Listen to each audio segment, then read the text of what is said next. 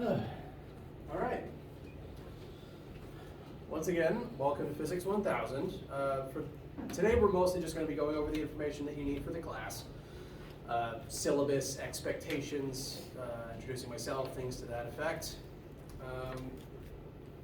We will be having lab this first week. So this is a lab course. It's kind of a combined 4-hour course, the 3 hours of lecture, and the 1-hour lab combined together into a 4-hour slot. So that's why your class registration is Physics 1000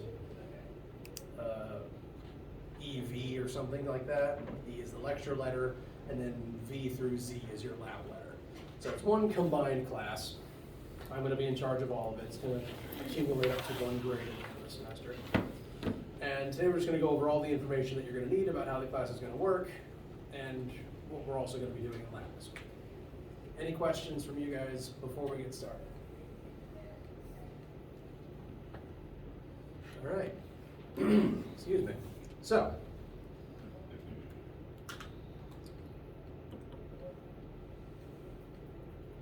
this is Physics 1000, also titled Physics of How Things Work. On average, we'll go through about 1 chapter a week in this class to about 10 chapters by the end of the semester. We'll start off a little on the slow side because what we're going to be doing a lot of this first week in both lab and in lecture is reviewing the algebra skills that you're going to be using for this whole class. So this first chapter is going to be kind of over a 2-week period for the most part. It's going to focus on review, dusting off those skills that you're going to need, because if you don't like algebra or haven't used it in a while, you're going to want to refresh on those skills. I want to make sure everyone has a strong foundation. Now, before we actually get into any course material, before we do any of that algebra review, once again, welcome. My name is Joshua Hoffbauer. One small aside, just because for some reason, this is something that I want to go ahead and cut off. I do not technically have my doctorate yet, and I don't want anyone to think that I do when I don't. For some reason, that misinformation bugs me. So I am not technically Dr. Hoffbauer. Most of my students just call me Mr. Hoff or Prof. Hoff, whatever variation of that you are comfortable with, but just wanted to declare that up front. This is going to be at Physics 1000, and what we're going to be doing in here is talking about basically how the universe works and how that is going to affect your life as a person on planet Earth in the universe. If you haven't had physics before, we're going to be talking about similar things to what you may have had in a physical science class, because physical science just refers to how the universe works, and physics is specifically focusing on how does the universe work. And even if you are not interested in physics, even if you've never taken another physics class, you still live in the universe and are subject to all of the ways in which it works around you. Now this is Physics 1000, and most of the classes I teach, between 1000 and 1500, the students I teach are not don't have an interest in being a physics major. Is that kind of the general consensus here? Mostly nodding. All right. Now this class is general information physics, the stuff that I think everyone needs to know to exist in the universe and understand how it's going to work for you in your day-to-day life, no matter what you want to do professionally or academically throughout the rest of your career. Again, if you have no interest in physics, that is okay. If you have no interest in science, that is okay. My intent is to keep this at the level that will benefit you no matter what you're interested in or what you do for the rest of your life. Now, physics as a whole is the study of the universe, and we use a scientific method to do that. We use a lot of math to do that. You could describe physics as the study of the universe. You can also describe it as studying the universe through the language of math. So this is going to be a math-heavy class. That's why we're going to be starting this first week with algebra review. So if you don't like math, I'm just informing you of that up front. Now, as your teacher, it's my job to make sure that you do well in this class. I want to help everyone succeed.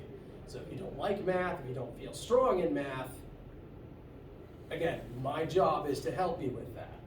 If you are struggling with any aspect of this course, be it the math or the physics or anything even besides those, I want you to tell me. There are resources in addition to just asking me questions. I don't think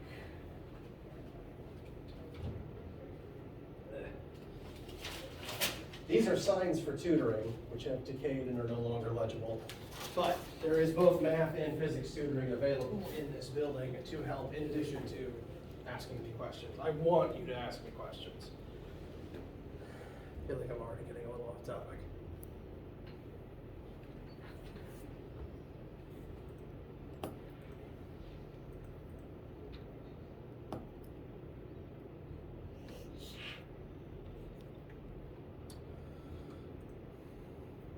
Now, my philosophy with teaching physics is, you guys have been observing science your entire life. Whether you like science or not, whether you grew up with Bill Nye or Magic School Bus or not, you have been observing things happening around you all your life. I assume that most of you probably opened at least one door today, or at least witnessed one door being opened. And every single time a door opens, that is a subconscious application of physics in your mind. If you come to open this door, where do you usually grab the door to exert force? The handle. The handle. That's the spot that was designed for it. And you subconsciously understand this is the best place to exert that force. And I recommend trying this for yourself. If you exert force on the handle, it's relatively easy to open the door. But if you use any other spot on the door, say halfway through it or even right here near the hinges, does that work nearly as well? No, it takes a lot more force to make the door rotate here versus here. And deep down, even if you've never put the words to that, I bet you've noticed that. I bet you've noticed that at some point in your life, whether with a normal door or a car door. Deep down, subconsciously, you've been observing things like that your whole life. Those observations are physics, because those are your observations about how the universe works. So you have deep down knowledge about everything we're going to be talking about this semester. My goal is not for any of these concepts this semester to be new to you, not to be completely alien to you. My goal is to help you understand the things you've been observing your whole life, and to help you put words and numbers to them in a way that makes it useful and tangible to you no matter where you go in life. And so my promise to you is to try to explain everything in terms of what you know, what will benefit you, what will be the easiest for you to understand. That is my job, is to help you understand all this stuff. And I'm going to do the best I can to make sure that everyone gets through this class, minimal headaches, and understanding the material. So good so far? All right. Now a little bit about me before I get into the physics itself. Hello again. I'm actually a PC alum. I graduated with my physics bachelor's from here in 2014. I spent most of my hours actually in this very classroom, and I'm glad to be back. I know the student experience has changed a lot over the last decade, yikes. But I find that I do have at least a little bit more of an understanding of what students go through here than some of my coworkers do, having been through at least the 10 years ago version of that experience. I am very glad to be back. I do like teaching here. I'm looking forward to getting to know you guys this semester and working with you. And it is kind of surreal to be back, but I like it. I also then did my master's at Appalachian State up in the mountains, master's in engineering physics, so I'm fairly mechanically oriented in the way that I describe things. I describe what's physically going on and how it can be applied, usually in mechanical terms.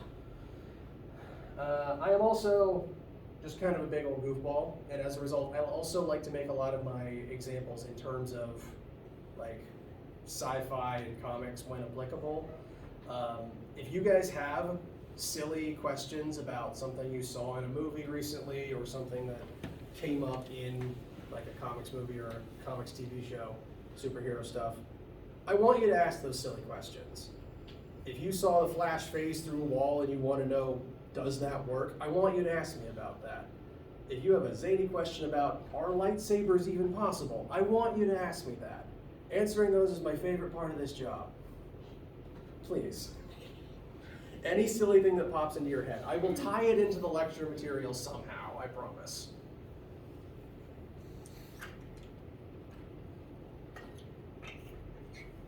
All right. Now, information about the class as a whole. I imagine you're going to be sick of hearing this word throughout today, but we're going to look over the syllabus just to make sure that you understand everything that you're going to need to know about this class before it gets started. We'll try to get through it quickly.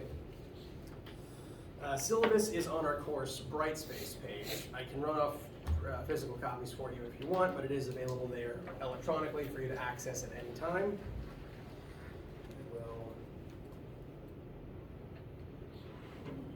That's not internet.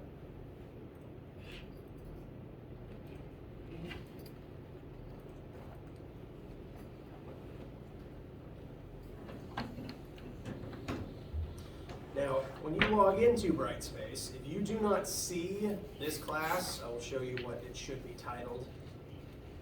Then I want you to let me know. I sometimes have an issue with all of my various sections getting combined into one class, because the way that the course registration works, there's like 6 different sections you could have signed up for between different lectures and different labs. I have them all funneled into one Brightspace course.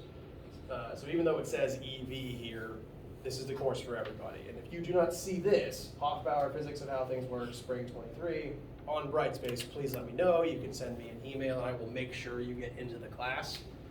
My email address, I'll just leave this on the board.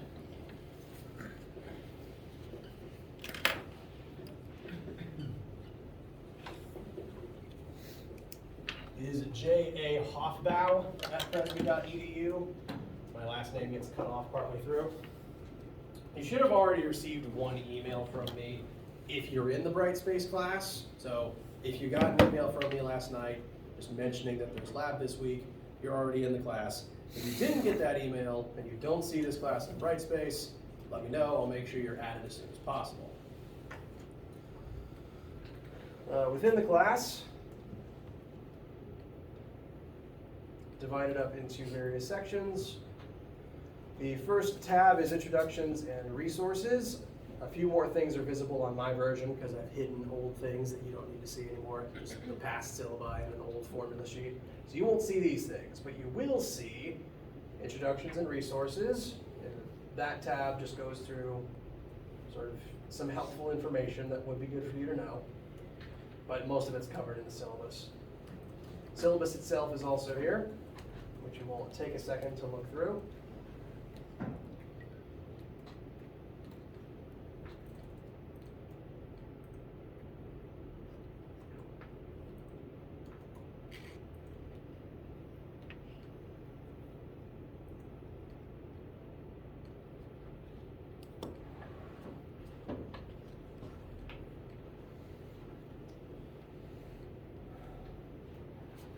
All right. So, this is 1500. Sorry, this is 1000. Sorry. This is Physics 1000. There are 2 different lecture sections for this particular class. They're both listed here. There is E lecture, which is this one, 10:30 to 12. I have this thing where the wrong number comes out of my mouth every once in a while. I usually can catch it as it happens, but sorry. E lecture is Monday, Wednesday, Friday, 10:30 to 11:20. That is this section that you're currently sitting in. There is a second one, section F, same days a week, but 1 hour later. So I'm in this room for 2 solid hours. The lectures are identical, and it really doesn't matter to me which one you attend. You're signed up for the class, you're gonna learn the material. So if for any reason, like your schedule gets weird one day and you'd rather sit in on a different lecture, that is completely fine. It's also okay if you just miss class. I don't take attendance. If you've got something that comes up, that's fine. You can manage your own schedule in the ways that you learn best. I don't take attendance. You being in this room for either lecture is not required for you to pass this class. As long as you can access the material and learn it, you don't necessarily need to be in this room. It's one reason why I record things and post them online. So you can, if you learn well through the backlog recordings, you can learn entirely through those. I do still encourage people to come to class, because then you can ask questions and see the whole board, but I don't take attendance. You don't need to explain a sudden absence to me, as long as you can make up the material. And if you just miss a lecture, the only thing you'd miss is just learning, because all of our homework is online, our tests are all scheduled in advance, quizzes are online, so you won't miss an assignment just by missing a random lecture. The main things to worry about missing are labs, tests, and finals. Final, plural. So these are the 2 lectures. There's also 3 lab sections. V is Monday, X is Wednesday, Z is, that should say F for Friday. Sorry, Z is Friday. I don't know why that says T. So the lab slots are the same 3 days a week as the lecture, Monday, Wednesday, Friday. They are also identical within 1 calendar week. It's the same lab every single day of the week. And all that's really important is that you attend one of them to do the lab. As a result, it doesn't especially matter which one you come to. So if you say, are normally in the today's slot, V section, and something comes up, you're in sports, or you have to go to the doctor, and you just miss it that day, that's fine. You can maybe attend one of the other ones if your schedule allows for. Or you can let me know, and we can find a different time slot for you to make it up altogether. Main thing for missing labs is just making sure you do them eventually. And again, within 1 calendar week, it's all identical. Either we have lab for the week, and it's the same lab every day, or we don't have lab, and there's just no assignment to miss. So again, these sections are all identical. If you do need to hop one, just let me know so I can make sure there's the right number of chairs. I use a 10-point scale in grading this class, so if you have a 90, you have an A. If you have an 88 that can't round up, you have a B+. Grading rubric is here. You'll have access to this all semester. Final exam is 25%. The tests as a whole is 40%. There are 2 tests, so each test is about 20% of your grade. That does mean you can get a 0 on one and still get a B in the class. It's very hard to get a 0 on my tests, don't worry. Quizzes is 5%, homework is 10%, and labs are 20%. There is an optional textbook for this class. Optional means that you do not have to buy it. You do not have to spend money on any book for this class. Optional textbook just means that if you like books, if you do well tactile learning through a book, having the extra resource, this is the book that the course is based on, but you do not need a copy to participate in this class. So if you like books, this is the one I'd recommend looking at. You do not have to spend any money on a book for this class. That is partially due to the fact that you will have to spend money on accessing our homework software. We will be using Macmillan. Its old name was Macmillan Achieve. I don't think the name has changed since I updated the syllabus last. It's an online service.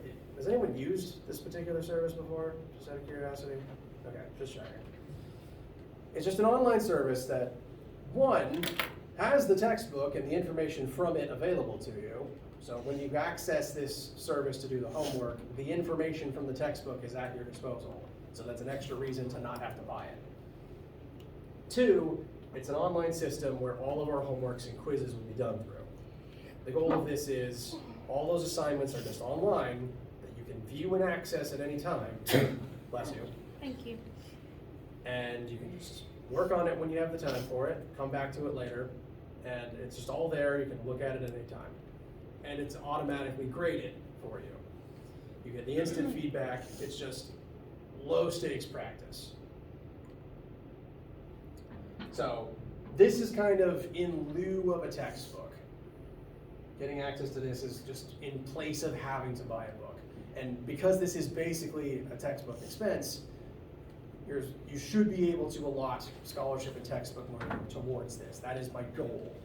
So I don't like that it costs money, but all the services that do this homework, auto grading, and accessing the service typically cost one. Over this week, I'll be making sure that you all can access the service. There's nothing assigned there for you to have to do now. It's just We're going to spend the week reviewing and making sure that everyone can access it. And there should be a grace period when you first create your account and sign up for the class to where you can start doing the assignments that are eventually posted without having to pay for it yet. There should be a grace period to where you have the time to make sure that all the scholarship stuff is aligned to specifically go to this. It's a very small fee, please don't worry. Again, this is basically just the textbook expense for the semester. And as the week goes on, I'll show you what it looks like, make sure everyone can get access to it. For right now, I'm just making you aware of it. There's no assignment there right now, there's nothing urgent that you need to sign up for it for. List of topics that we're going to cover. Going to be going over a lot of different things this semester because I have one semester to explain to you most of the physics you'll need to know for possibly the rest of your life, depending on if you haven't taken on the physics class. We're going to start off with various mechanical physical topics, things just like forces and motion, the stuff that you tend to see and think about in terms of physics, just basic mechanics. As the semester goes on, we'll move towards slightly more esoteric but still physical topics, including energy and momentum, things that inform motion but that you can't really see directly. And by the end of the semester, we'll have moved on to the fully invisible stuff like temperature and electricity is technically invisible. You don't see electricity, you see the light that it gives off. But wide list of things that we'll cover, I think, in order of complexity, in order of ascending complexity. Questions so far?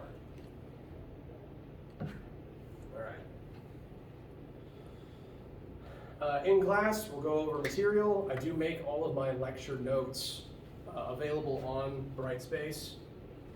Here in the sidebar, there's different chapters where I will post all of the slideshow notes that I'm using, so you can access them ahead of time, write on them, print them out, whatever you want to do with them. All that information is accessible to you. In class, we'll go over various examples, various concepts, work examples together. I will make sure that you're familiar with all the different formulas that we're using, how to apply them to specific situations, before I then set you loose on the homework. We will also talk about homework in here, because if you're doing it on your own and then you come in with a question, I want to make sure to address what sort of a question you have about the homework before setting you loose to keep working on it. Because odds are, if the homework confuses you, it probably confuses someone else, and I want to make sure everyone has that information, has the correct information about how to do the problem. So lecture will be a lot of answering questions. I ask pretty often if you have questions. I think I stop myself like every 5 minutes most days. You probably get annoyed of hearing, do you have any questions from me? But asking them is an essential part of the class. Please ask questions. If you're stuck on something, I want to know. Even if you think it derails my lecture, it won't. The point of your questions is to ask them. I want you to interrupt me. And again, I expect students to ask questions.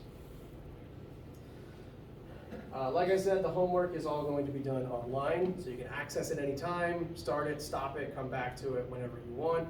I also encourage you guys to work together on homework. Homework is just practice. It's basically free practice. The only reason it's graded is to get you to do it. The homework is free, very low cost practice on all of the material. Again, this is basically a math class, so most of the questions will be various algebra questions about, in the vein of 30 Newton force pushing on a 2 kilogram object, what is the resulting acceleration, applying the various formulas algebraically. I encourage you guys to work together on all of the homework. If you guys have study groups, if you guys have group chat, if you just are in the same class as your roommate, whatever you guys want, you can please work with each other in addition to asking me questions. Because if one of you understands something and can explain it to the rest of the class, that helps both of you learn. Homework can be group work. Very low stakes practice. We're going to have about 1 homework assignment every chapter and about 1 chapter every week, so about 1 homework assignment every week. And usually, I'll finish up a chapter by Friday of 1 week. You guys work on the homework, say, over the weekend. I do not usually make the homework, what I usually do is I'll make the homework due midnight on Monday so that we have time to talk about it in class. And if something is particularly causing problems, I may even push it to Wednesday at midnight. And that would again be the previous week's stuff. So everyone has time and ample opportunity to ask their questions. Again, it's all online. You can try each question an unlimited number of times until you get it right. It's just practice. It's only graded to get you to do it. So by the end of the semester, as long as you keep trying at it, you can have a homework average of 100, even if you get things wrong at first. I'm actually going to skip labs to talk about the quizzes, because the quizzes are actually pretty similar. There's going to be about one quiz along with each homework every week. So one quiz and one homework per chapter, about one per week. And the quizzes are basically homework, but just slightly timed. It's a slightly more test simulated environment to see, can you apply the homework stuff in just a little bit more pressure. And there's only a little bit more pressure in that it is timed, and I encourage you to do it on your own. Now, if you're doing it, in your room, I can't stop you from accessing the internet or talking to your classmates, so I encourage you to treat it as sort of test practice. Because the point is, again, can you do this under kind of a simulated stress environment? There's a 1 hour timer to do 2 or 3 questions. It should only take you about 20 minutes. The 1 hour timer is just in case you need to go to the bathroom or get a snack. And if you do poorly on a quiz, you can reattempt it. Again, it's just practice. I want you to keep doing it until it makes sense to you, until the material works in your brain. It's only graded and it's only timed to get you to do it and to see if you can kind of work on it, work towards what the test is going to be like. Cool so far? All right. Now, homework's 10% of your grade, quizzes are 5% of your grade, so that combined is about 15% of your grade. That as long as you do it and keep trying at it, you can get a 100 guaranteed for that 15%. You can keep trying all of those various homeworks and quizzes until you get them right. Labs are 20% of your grade. This is a little more direct application of what we're learning. The lab is a part of this class, so it's one combined 4-hour course registry. And on average, we'll have 1 lab per week. Whenever we're having lab in a given week, you'll go to our lab room, which is 126 at the end of the hall. If you're not familiar with this floor of the building, basically if you walk out of this door and head to the left as if you're walking towards the biology building, the very last door on your right as you're about to exit the building towards biology or possibly towards the cafeteria, it's 126, it's the last lab there on the right. That's where we're going to have all of our labs for this class. There will be usually about 10 to 8 people at a time in there, working in groups of about 2 to 3 on that week's particular assignment. It'll just be hands-on direct application of what we've been doing, maybe in the previous week or in that current week. And I will obviously be there lecturing, guiding you guys. And the way that I grade labs is, as long as you're doing the lab and checking in with me each step of the way, I tend to check off each part as the lab goes on. So you do part A feeds into part B, then you call me over and I look over your work. If I notice a problem, I'll point it out, kind of guide you on where to go with it. You fix it, I check it off, and by the end of the lab, as long as you follow all the steps and follow all of the guidance that I give you, I'll check everything off, you'll already have your lab graded, and you'll, again, if you follow all the directions and do all the corrections that I say, you'll most likely have your A by the end of the lab, the lab section. And it's already graded, you can take it home, there's no question what your score is. I find that benefits you guys because you know what the grade is, and it benefits me because it's already graded.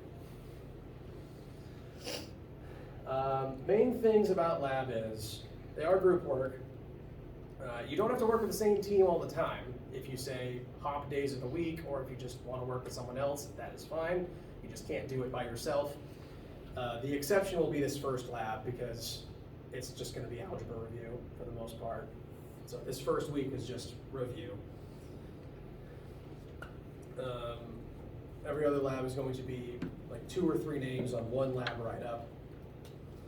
Again, you can switch partners, you can switch days of the week, and it'll usually take you about 2 hours. It's slated for 3, but usually it doesn't take that full amount of time. That's usually the first question students ask when lab starts is, how long is this one going to take? If you miss a lab, it's a 0 if you don't make it up. The ways to make up a lab are 1, attend a different section that same week, 2, schedule with me a time outside of class to come make it up, or 3, at the end of the semester I offer a makeup lab, which will fill in the blank grade of whichever one you missed.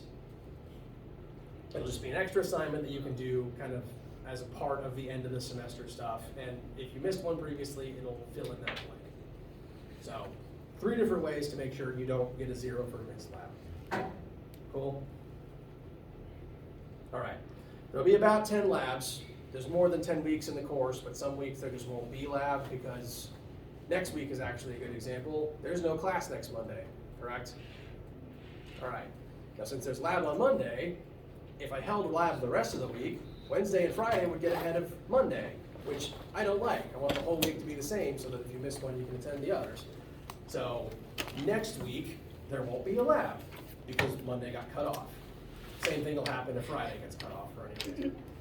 So 10 labs scattered across more than 10 weeks. I will let you know ahead of time which weeks there are and are not lab.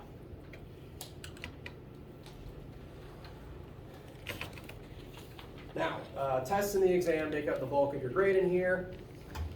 Everything else is practice for these. The way I've been doing tests is I do them during lab time. I write tests to take an hour, but sometimes it just takes someone more than an hour because they're having an off day or they have academic accommodations. So I use the lab time for that so that you're not rushed to come in here, do it in 50 minutes, and then go to another class. So whenever there is a test week, that will be in place of a lab. And again, I will make sure you have those dates ahead of time. Test 1 will be probably in about a month and a half, maybe 2 months, halfway through the class. Test 2 will be a couple of weeks before the end of the semester, and then the exam will be the last thing we do. Tests and exams work very similarly. I write them all to a similar format. The tests are about 8 math questions. The types of questions you'd be seeing on the homework just done here in the test environment where you can't access your friends, you can't access the internet, but you can still ask me questions. And you'll have the full length of lab to do it, but I still write it to take about an hour. So the whole lab slot is not so I can make it longer, it's just so you don't have to worry. Cool? Uncool for anybody? All right. Additionally, if you have academic accommodations, for any reason, for any accommodations needed, please let me know. I want to make sure you get them, but I just need to know about them ahead of time so that I can secure whatever you need. Exam is basically just a longer test. I format them exactly the same, it's just got more material on it. So eventually when we get to the first test and you take it and get a feel for it, the second test will look almost the same. The exam will just be the same but longer.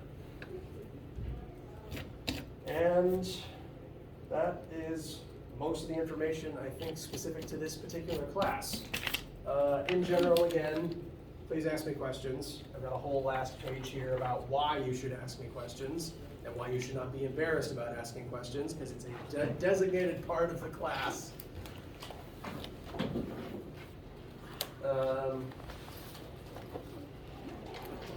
I accept a lot of questions via email because I know sometimes it's just hard to be in the same room as me between your schedule and my schedule.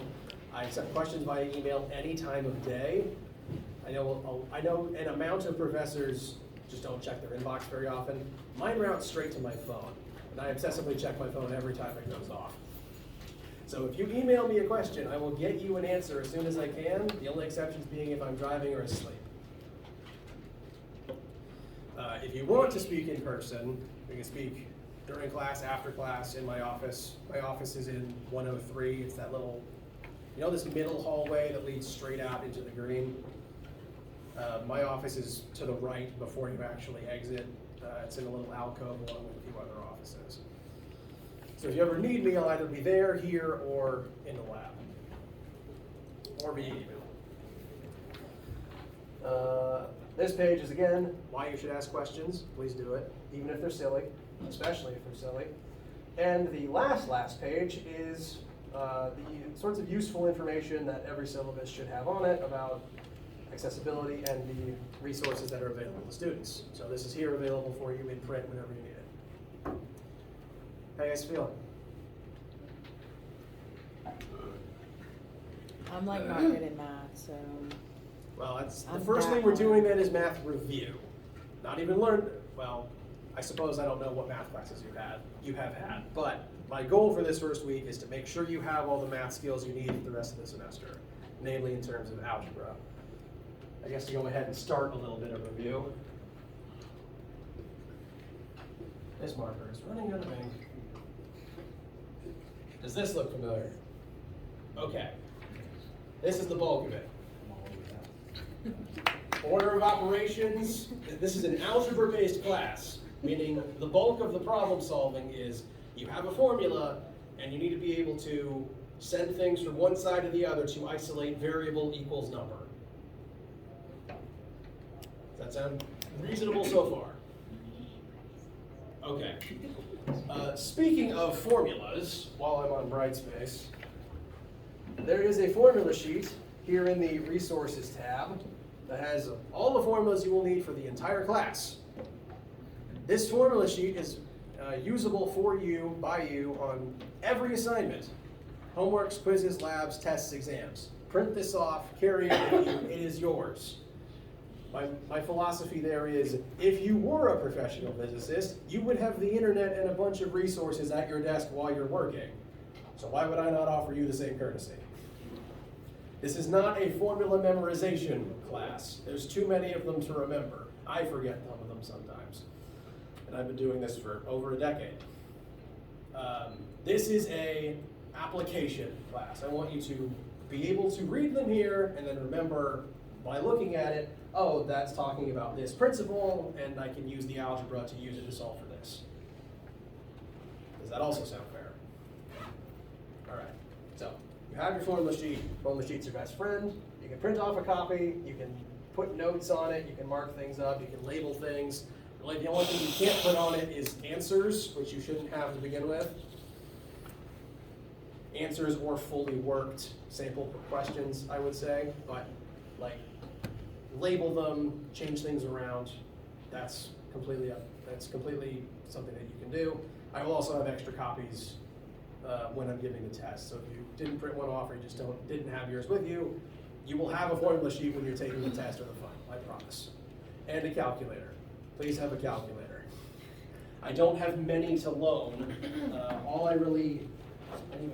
The only one I have to loan out is mine, and I bought this in middle school about 20 years ago. So please have your own, because if you need one, this is the only one I can give you, and he is old and busted.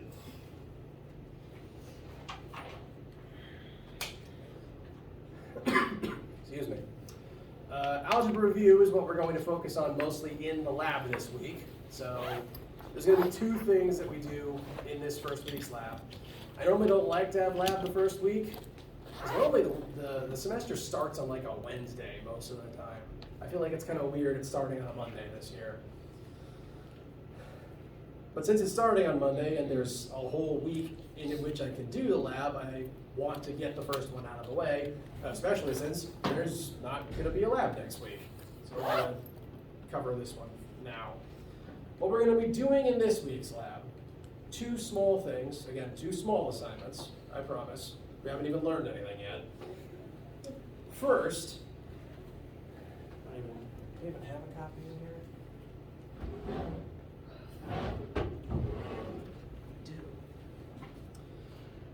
The first of the two things we're doing this week, they're both very short, I promise. Whenever a new physics class starts at this school, the department gives the new students, because you are all now new physics students, I don't know what your knowledge level is coming into the class. I want to know, the whole department actually wants to know what sorts of things students know before they start physics so that we know what to focus on during the semester. one of the first things the department does is we give new students a very brief, non-graded, 30-minute multiple choice Scantron assessment. Again, this is not graded for accuracy. This is entirely a very brief, and you can see just multiple choice questionnaire to gauge what sorts of things students know before they start a physics class here. We do this for all of our incoming classes so that we understand what sorts of things people have been learning before they start physics, and then we give you the same thing at the end of the semester to see how well we taught you. So, in lab this week, whether you have whatever day of the week you have it, the first thing you'll do is this. It is, again, 30 questions, multiple choice, not even any math, it's concept only. We just want to see what concepts you've covered or have an understanding of so that we know what to focus on during the semester. That's the first thing we do this particular week. It's capped at 30 minutes, it's just multiple choice, concept only, no math, no calculator even needed, Scantron. Once you're done, you move on to the other thing. So that's the first of two things for this week's lab. The second thing we'll be doing is an algebra review assignment. Again, I want to make sure that everyone, we're going to go over all of the various principles that you would need to know, algebraically speaking, to be able to use in this class. And I want to cover them now so that we've dusted off the cobwebs and that nothing takes you by surprise later. I will be going through every single thing on the lab as the period goes by. Like as the class is moving towards a different question, I'll go up to the board, I'll show examples, I'll rearrange things, I'll go over all the principles that you need. So even though you're doing it, you'll be doing your own paper copy, but you can talk with your table mates, you can talk to me, I'll be guiding everyone through it. It's just review. Does that sound fair? All right, so that's lab this week. With that, I think I've gone through most of the pertinent information that we needed to cover today. One thing that I want to very quickly dust off with all of you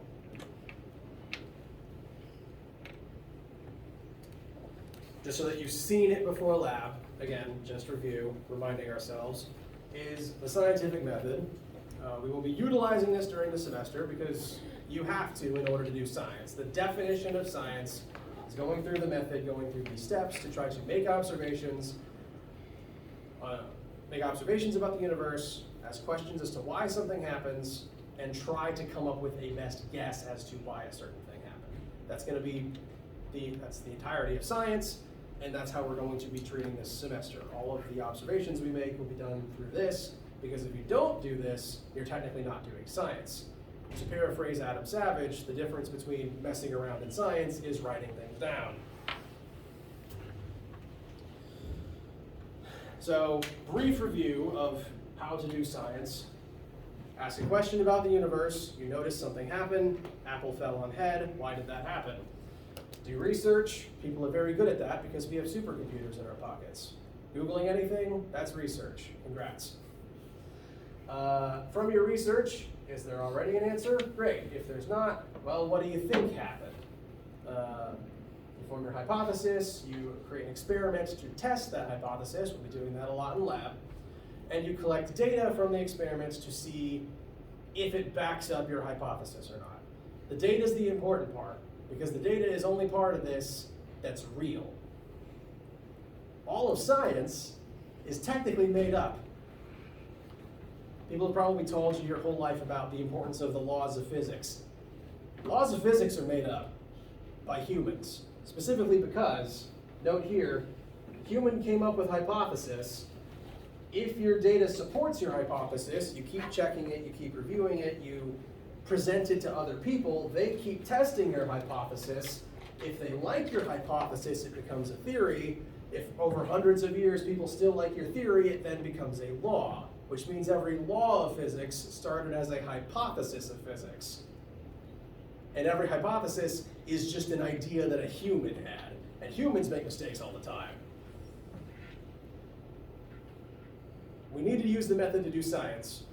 But since humans invented the method and humans invented all the laws, it's still flawed and we still make mistakes. The important thing is taking the data, checking your work, and being willing to admit when you're wrong. And we will be applying this in Lab 1 and throughout the whole semester. I'll have more anecdotes to tell about it next time. How do we feel? All right.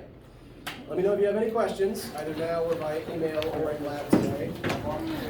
And have a great day. Welcome back to campus.